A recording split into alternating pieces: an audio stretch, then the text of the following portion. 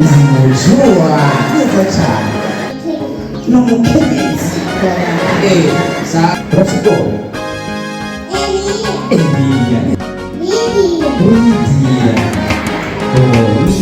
twari twarabuze iyo tunyikira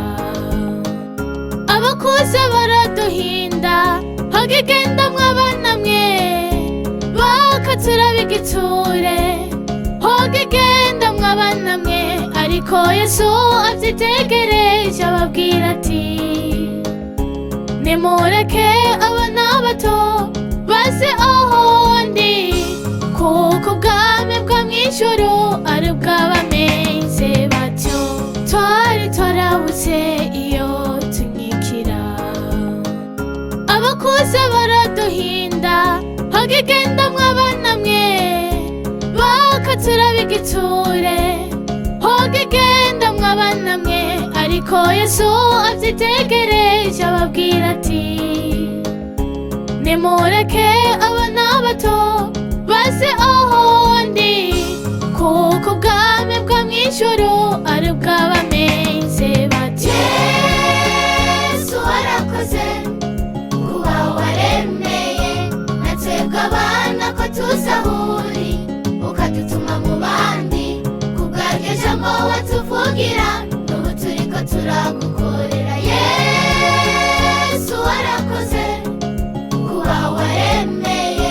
natwebwe abana ko tuzahuri ukadutuma mu bandi kubwaryo jambo watuvugira n'ubu turiko turagukorera akamwene kawe amasengesho yawe ugutanga kwawe eka impano yose ufise maze ukabera abandi igitangaza. Mbega iyo Yesu utaza tuba turihe ereka n'ubu tuba tuza mw'ikoraniro bagahinda bakaturaba igitsure hogigenda mwabana mwe ariko Yesu warabikoze ubu turasigura ubu turaririmba kandi mw'ikoraniro nta muntu n'umwe tujyana urwara duhabwa agaciro nk'abandi Yesu warakoze kuba waremeye natwebwe abana ko tuzahuri ukadutuma mu bandi kubwaryo jambo watuvugira n'ubu turiko turagukorera Yesu warakoze kuba waremeye natwebwe abana ko tuzahuri ukadutuma mu bandi kubwaryo jambo watuvugira n'ubu turiko turagukorera Yesu warakoze kuba waremeye natwebwe abana ko tuzahuri ukadutuma mu bandi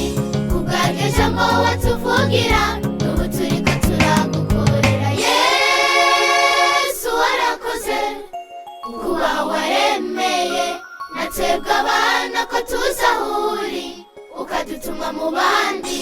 kubwaryo jambo watuvugira n'ubu turiko turagukorera Yesu warakoze kuba waremeye natwebwe abana ko tuzahuri ukadutuma mu bandi kubwaryo jambo watuvugira